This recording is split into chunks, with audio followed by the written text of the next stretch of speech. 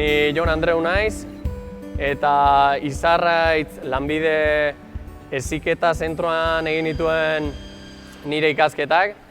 Erdi mailako mekanizazio ziklo bat izan zela. Eta arrazoi nagusienetako bat izan da ikusita ze eskualdetan gauden eta industriak duen indarra ematen zizkidan erraztasunak edo baliabidea mekanizazio munduak.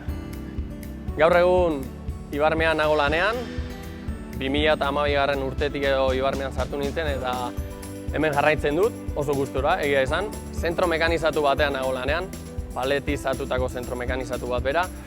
Eta nire eginkizuna, piezak egitean izango litzateke, piezak egitea, produzitzea, programatzea, Ibarmea bertatikan gehien gustatzen zaidana, lankideen artean duguna harremana aparte, bertan dugun flexibilitatea da eta lana egiteko modua.